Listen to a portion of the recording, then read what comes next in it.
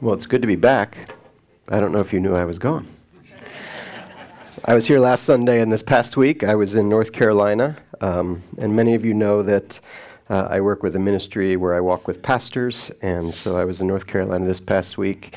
Had great opportunities to just have one-on-one conversations and prayer times for pastors who are just facing challenges. And just appreciate your prayer and support as I get away and do that periodically.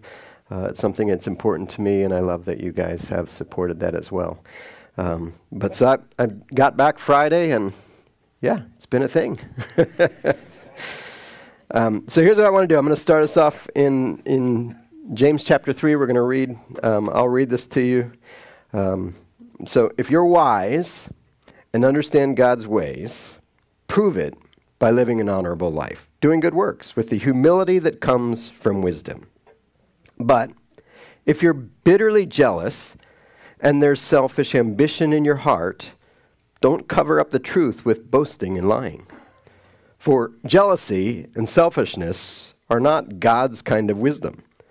Such things are earthly, unspiritual, and demonic. For wherever there is jealousy and selfish ambition, there you'll find disorder and evil of every kind. But the wisdom from above is first of all pure. It's also peace-loving, gentle at all times, willing to yield to others. It's full of mercy and the fruit of good deeds. It shows no favoritism and is always sincere. And those who are peacemakers will plant seeds of peace and reap a harvest of righteousness. So we're continuing in the book of James, a series we've been calling Faith for Everyday Life.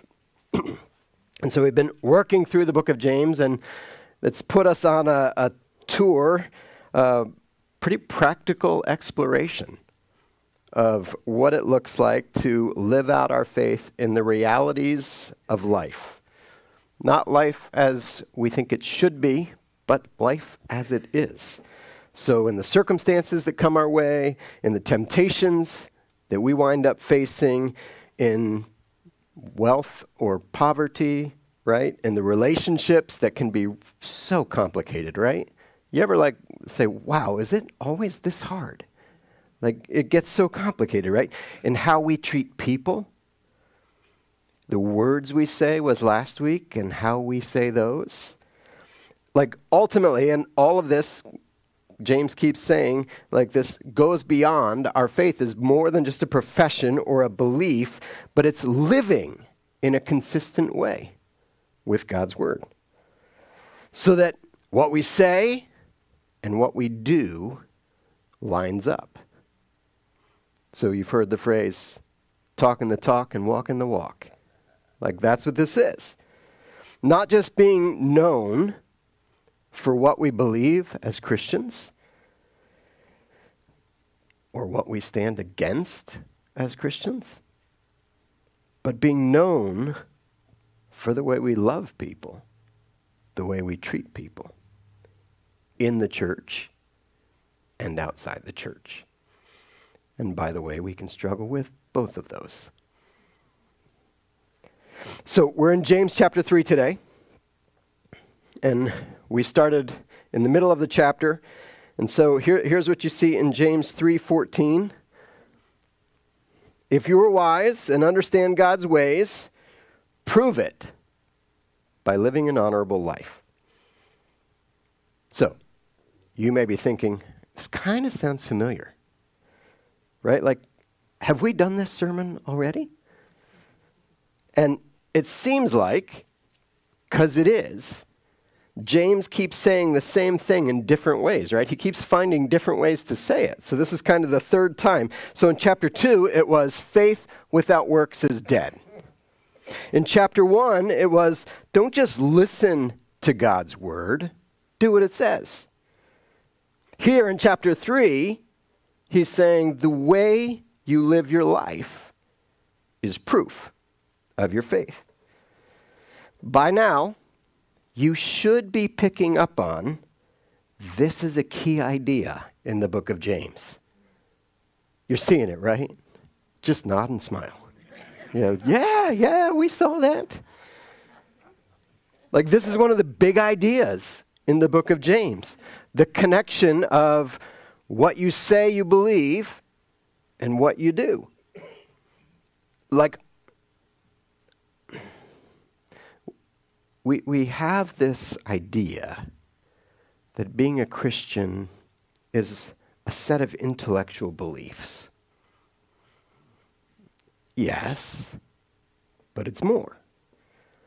Or that being a Christian is about a prayer you prayed years ago, asking Jesus into your heart. Yes, but it's more. It's not just something you read about or talk about. The truest evidence of your faith is seen in what you do. The way you view the world, the choices you make, the way you treat people, the way you live your life. And all of that should make us noticeably different from the world around us in a good way. Now, to be clear, like, we're never going to be perfect, right? Can we all agree on that?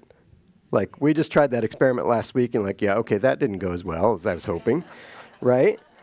So we're never going to be perfect. It's not about that. This is not James saying, giving us a do-better kind of religion.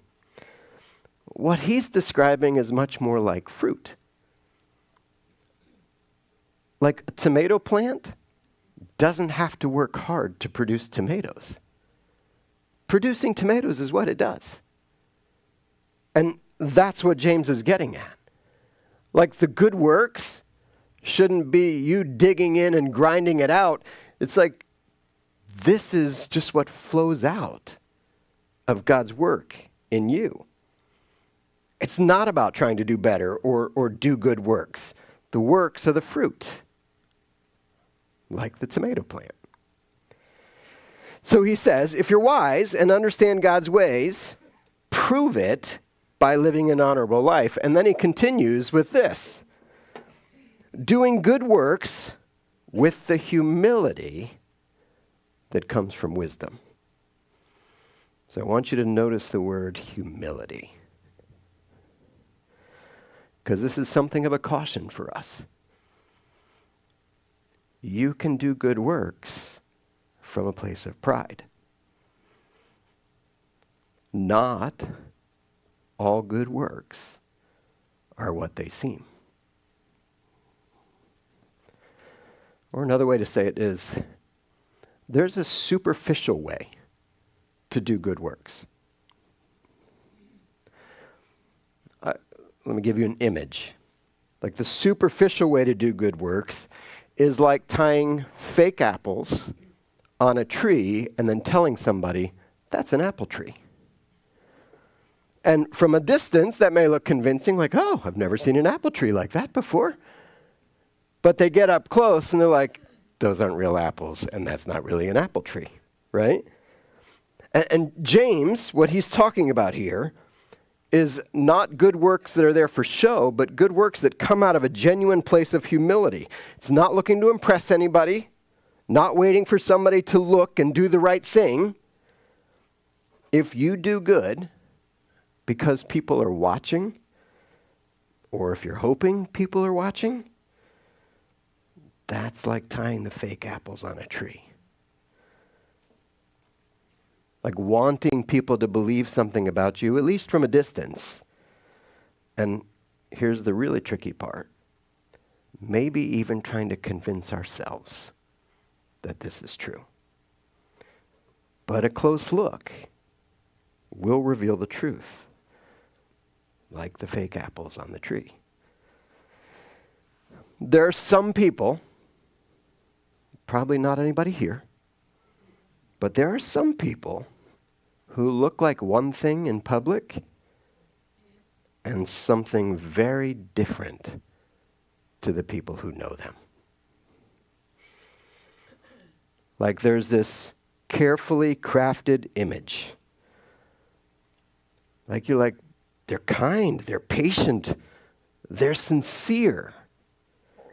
But that's not what the people up close see. See, they know that you don't want to be on their bad side.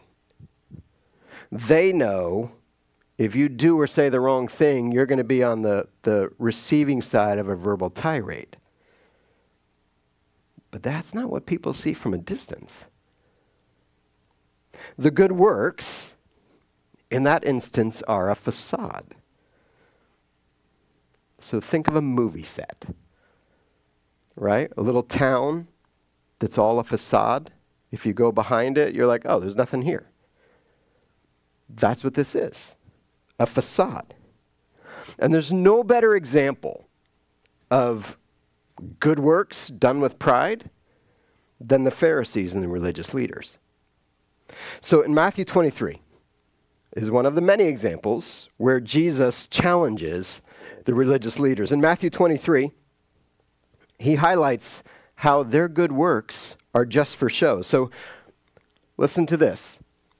Then Jesus said to the crowds and the disciples, "The teachers of religious law and the Pharisees are the official interpreters of the law of Moses. So practice and obey what they tell you." So pause here.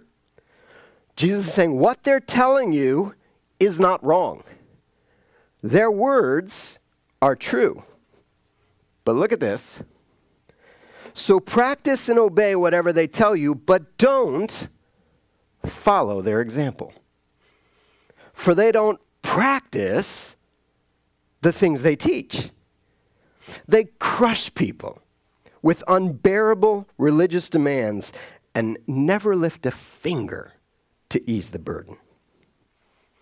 He's not done. Everything they do is for a show. On their arms, they wear these large, extra-wide prayer boxes with scripture verses inside, and they wear robes with extra-long tassels. So Jesus is saying, you can spot them from a distance like, oh, that's one of the religious leaders.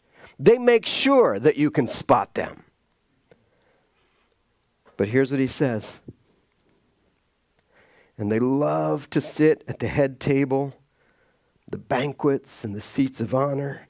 In the synagogue, they love to receive respectful greetings as they walk in the marketplace, and people call them rabbi. Oh, rabbi, right? A term of respect. Like, oh, stop. Just a man like you.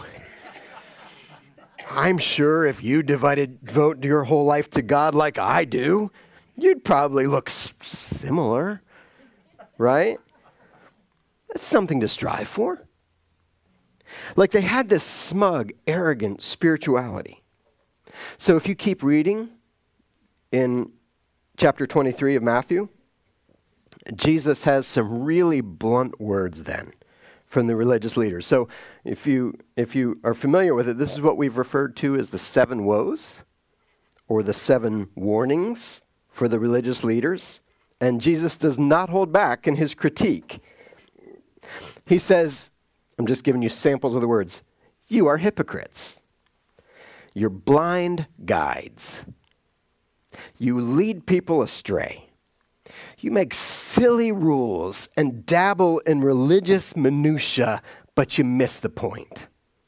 You go to great lengths to appear clean on the outside, but you're filthy on the inside. You're like whitewashed tombs. You look good on the outside, but you reek of death and rot on the inside.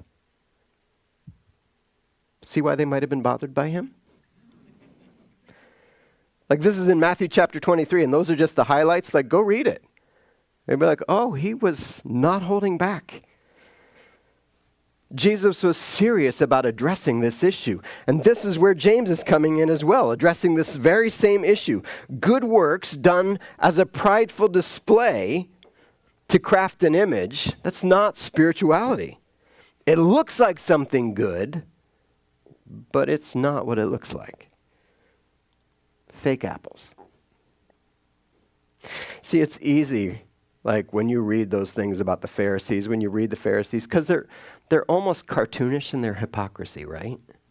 Like, it's so easy to see that. Like, wow, you guys. Like, those Pharisees. I am so glad I'm not like that, right? Which, by the way, is exactly what the Pharisees said about the sinners that they looked at. Like, I am so glad I'm not a sinner like that. The Pharisees were not and are not the only ones to struggle with superficial faith. It's a common trap, a familiar blind spot, to confuse religious practice with genuine faith, to get bogged down in church activity but miss the heart. A number of years ago, there was a book called 12 Steps for a Recovering Pharisee Like Me. And like, if you just peruse the chapters, you're like, I don't want to read that. Like, that sounds like that's for somebody else, right?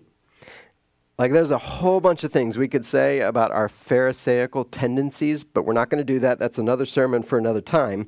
But here's what I want you to see, that while James is pressing on this theme of connecting your faith to your actual life, here's one of the things I want you to notice in this part of James chapter 3, is that he uses a different word here. He's not using the word faith. What's the word he's using?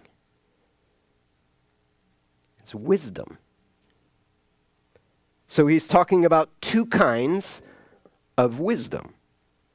Wisdom coming from two different sources. Wisdom that shows itself in completely different ways. So when you think of wisdom, I want you to think of a way of seeing and understanding the world. So seeing and making connections, seeing relationships between things. It's an if-then kind of idea. If this is true, then this is what happens, right? So wisdom starts to make these connections. It's a way of seeing and understanding the world. In Proverbs, it's skill and perspective for life. So, I don't know how many of you like sports analogies. They work for me. So I'll give you one of those and then I'll give you something else. But like in sports, like a seasoned quarterback knows and understands things that the rookies can't know and understand because they've been there and experienced more. And so for them, the game feels different than for a young quarterback. That's the idea we're getting at. Wisdom is a way of seeing and understanding the world, making connections on how things work. So let me give you a different illustration if sports analogies don't work for you. So many of you know I spend lots of hours mowing every week. And we have a stream that runs across the back part of our property. It's a pretty long piece, and so I have to kind of like mow on my riding mower up to the edge of that, and there's a bank, and so you kind of have to like get there but not too close, and whatever you can't get with a mower, then I have to do with a weed whacker, and I'm not going to lie, I do not like weed whacking that bank. And so early on, I thought, I think I can get just a little bit closer. You know where this is going, right? And so I'm kind of like a little closer. I'm like, oh, I got this. And then I started to slide. And there was no stopping. And before I knew it, one tire of the mower is in the water. I got off. I didn't go in, but I'm like, that was close. And then I spent the next couple of hours with pulleys and straps and pickup trucks trying to get this mower out of the water, this one wheel. So here's what I want you to hear from that story. That experience changed the way I mowed those banks. Like I approached them differently. Right? Like before I thought I can get closer. Now I'm like, little good distance is better, right? Before, I thought weed whacking is a pain. Now I'm like, that's a much better way to do this, right? That's perspective, isn't it? And this is wisdom. This is what wisdom does, is it offers that kind of perspective. It changes the way you see things and view things. It learns to value things that you didn't value before. And it offers perspective that is helpful that perhaps you didn't have before. That's wisdom. But James says, not all wisdom is the same. See, there's a worldly wisdom and a godly wisdom. And he starts with the worldly wisdom. So if you're bitterly jealous and there is selfish ambition in your heart, don't cover up the truth with boasting and lying. Here's the image he's creating. You're struggling with jealousy and selfish ambition. That's what's in your heart. But you try not to let that be seen. You're trying to cover that up, to hide that. Because you don't want to look like a jealous person. Nobody likes that. And you don't want to come off as selfish. What would people think if they thought you were selfish? So you do some good things, kind things, generous things over here. But over here, there's jealousy and selfish ambition. Right? And so it's kind of like this game. Don't look over there. Look over here. Like, did you see what I did over here? Like, no, don't look over there. And it's even the way that we fool ourselves, right? We ignore what we did there, and we pay attention to what we did there. So you don't look at how you treated the frazzled young lady at the checkout in the grocery store. Don't look there. Look at the answers I gave in the Bible study last week, right? Like, don't look there, look over there. See, just like the Pharisees, we can be oblivious to the truth about us, clueless to even seeing our true motives. We convince ourselves of something that's not true. So the Bible study guy, that's the real me, not the cranky grocery store guy. That's not me. Bible study guy is me. But regardless of what it looks like, or how you try to dress up or look somewhere else, if jealousy and selfishness are the things driving you, this is a spiritual problem. Even if it's just over here and not over here.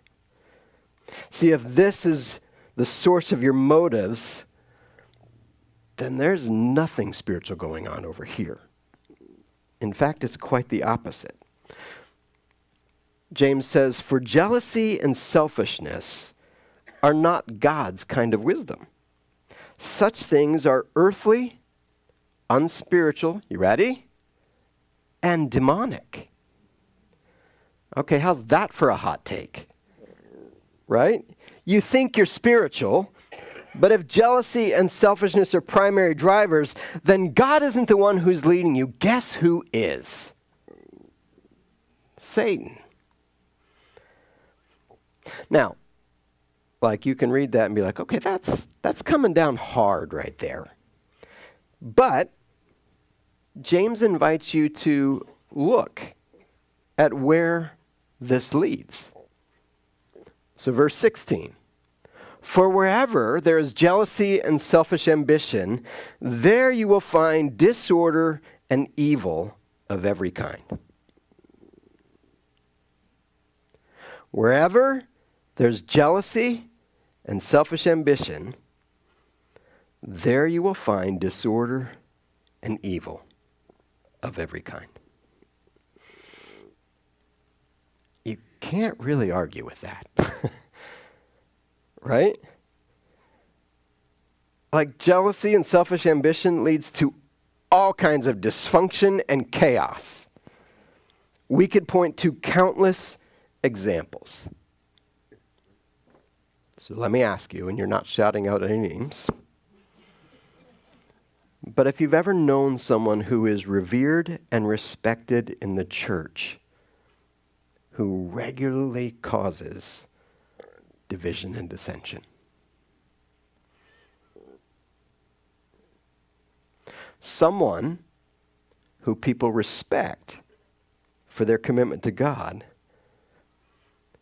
but quietly or not quietly create broken relationships and chaos around them. Have you known anybody like this? We all probably have a name in mind. I grew up in a pastor's home, and my dad was uniquely wired to pastor those kinds of churches. And so I got to see a lot of these unhealthy people.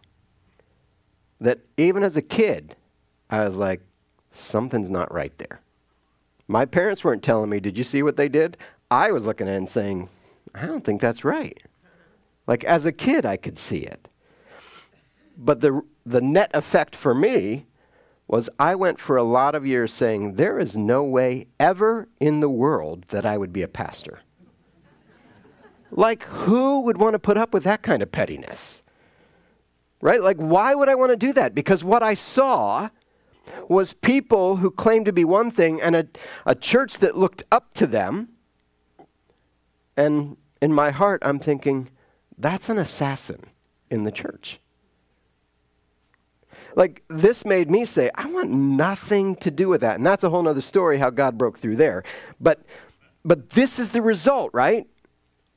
Of selfish ambition and jealousy. The Puritan preacher, Thomas Brooks, wrote this: ambition is a gilded misery. So gilded means covered in gold. Something that's shiny and looks good, but it's misery. Ambition is a gilded misery, a secret poison, a hidden plague, the engineer of deceit, the mother of hypocrisy, the parent of envy, the original of vices, the moth of holiness, the blinder of hearts, turning medicines into maladies and remedies into diseases. Selfish ambition twists and distorts everything.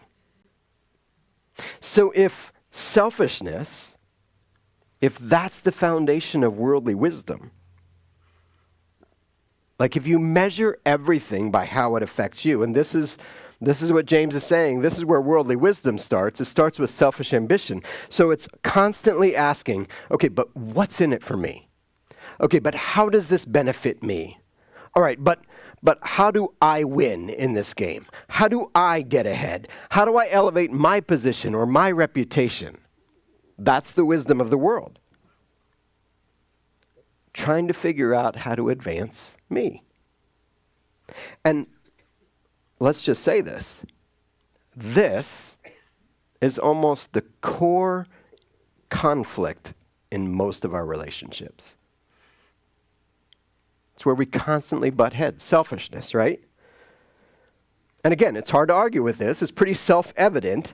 I can give you all kinds of people I know personally who operate like this, right? Look over there at those people. Look over there at those people, right? Like, I can give you all kinds of examples. You can too. But here's what we need to notice. Like, this one is so easy to see and point out in others, isn't it? Like, your selfishness is showing, right? Like, if they could just get over themselves, like, how many of our issues would disappear?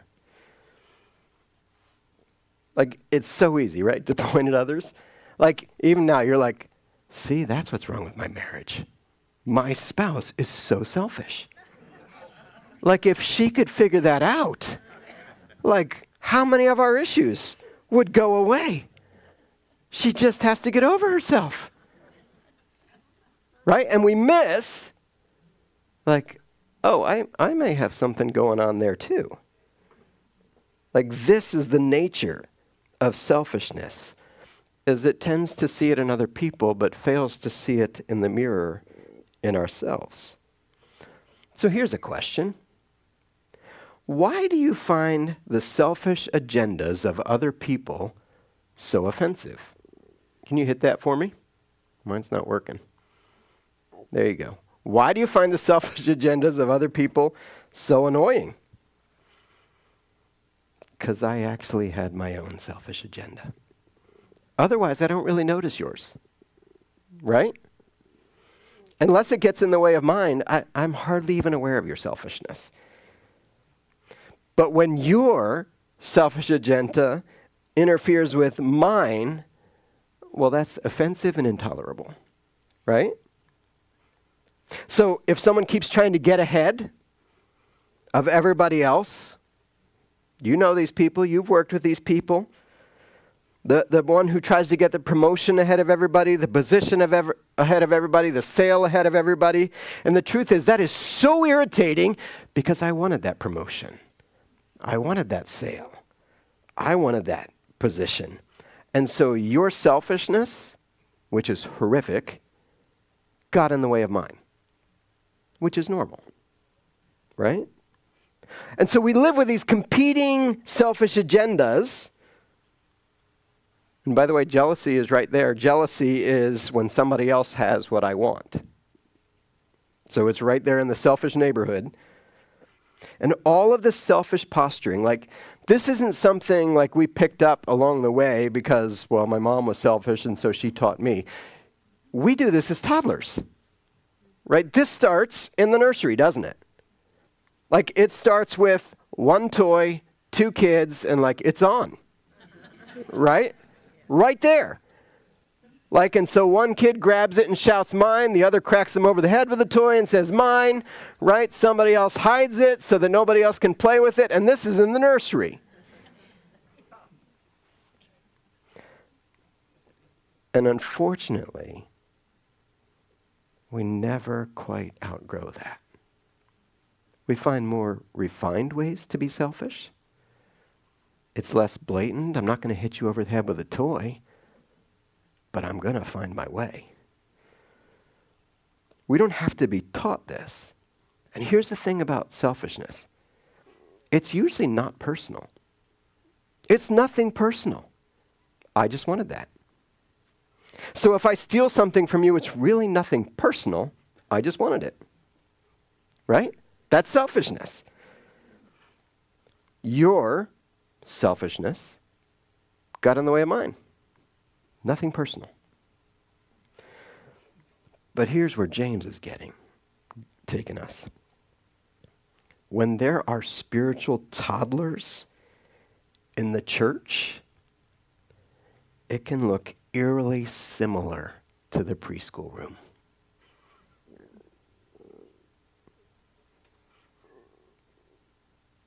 We couch things in spiritual terms, right? We justify them. But the selfish agendas are there. I didn't hit you over the head with a toy. I just took a verbal shot at you. See, the wisdom of the world says, take what you want. Take what's yours. There may be chaos, but that's okay if you win. It's untenable if you don't. It just shows how selfish the other person is. The world says you should get what you want. Not just you should get it. You deserve it. So don't apologize for putting your agenda out there and going after it, because if you don't fight for what you want, who's going to fight for that? And this is worldly wisdom, marked by selfish ambition, a self-serving, me-first attitude that, listen, guarantees conflict. Guarantees it. Contaminates our own motives and torches communities. James says it like this: selfish ambition results in disorder and all kinds of evil. And it's true. But there's another way, another kind of wisdom. Godly wisdom is different. Listen to James' description of godly wisdom. I got nothing here, so you can hit that. The wisdom from above is, first of all, pure. It's also peace-loving, gentle at all times, willing to yield to others. It's full of mercy and the fruit of good deeds. It shows no favoritism, is always sincere. And those who are peacemakers will plant seeds of peace and reap a harvest of righteousness. That is completely different than where selfish ambition takes you, isn't it? See, that's what it looks like if you're not driven by selfishness. That doesn't divide people or create chaos. Like, look at the words. Pure, peace-loving, gentle, yields to others, full of mercy, showing no favoritism, always sincere. Pause on that one. What's it like when you're not sincere? You have ulterior motives, hidden agendas. This is what godly wisdom looks like. When selfishness is not in the driver's seat, there's room for a whole bunch of other good things. If we operate with a God-centered humility, we plant seeds of peace. We don't have time to go through it. Something you can do for fun in your own time. Look at this verse and look at the Beatitudes and see how many similarities you can find. I don't know for sure, but it seems like James may have had the Beatitudes in mind as he listed these things. Something you can look at for fun. So here's what I want us to do as we move toward communion. I want you to look at the opposites. So we're going to put up the opposites of all of these. So these aren't the words he used. This is the left side is what he described as godly wisdom. This is what it looks like on the other side. That's disrespecting everyone at the bottom, though. So first of all, pure versus corrupt or tainted. Or another way to say it is biased toward me. Peace-loving. On the other side, I'm okay with division, if that works for my benefit. Gentle versus harsh. Right? I can be loving in how I tell the truth, or I can just punch you in the mouth with the truth. They're both the truth, but it's different how it's delivered, right? Yields to others, or unwavering selfishness. Constantly looking out for me. Full of mercy, or cold-hearted. Full of criticism and judgment. Showing no favoritism. The opposite is disrespecting people. Always sincere. Hidden motives. Like you look at them and you're like, two really different kinds of wisdom, right? Two different kinds of way of doing life. So if we're going to just kind of reduce all of this down to the bare essentials, worldly wisdom is marked by selfishness, and all of our competing selfish agendas lead to chaos and dysfunction. Godly wisdom is marked by humility. It plants seeds of peace and consistently leans toward unity and bringing people together. Two really different ways of doing life. As we get ready to come to the communion table, Jesus is having his final meal with his disciples, right? This is before his crucifixion, before his betrayal. And I don't know if you remember this little detail, but this would be probably the most bizarre time, the most ironic time for the disciples to debate over who's the greatest in the kingdom. But they did. It happened. Right? So it's the last days. It's their final days with Jesus, the last meal. They receive the shocking news that one of them is a betrayer. And then selfish ambition shows up at the table. And Jesus addresses it head on. So this is from Luke chapter 22. I don't have the words up there, so you're going to listen as I read. Jesus said to his disciples, "But here at this table, sitting among us as a friend, is the man who will betray me. For it's been determined that the Son of Man must die. But what sorrow awaits the one who betrays him?" And the disciples began to ask each other which of them would do such a thing. Then they began to argue among themselves about who would be the greatest among them. Jesus told them, "In this world, kings and great men lord it over their people, yet they're called friends of the people. But among you, it will be different. Those who are the greatest among you should take the lowest rank, and the leader should be like a servant. Who is more important, the one who sits at the table or the one who serves? The one who sits at the table, of course, but not here. For I," Jesus says, "I am among you as one who serves." Jesus is our example. The one who laid aside his rights and gave himself to die for you and me. Prior to all of this is when Jesus took the bread and the cup. This all followed that. But let me take you back to the top that led into this discussion of who's the greatest. And he says, "Do it like I did it. I came to serve."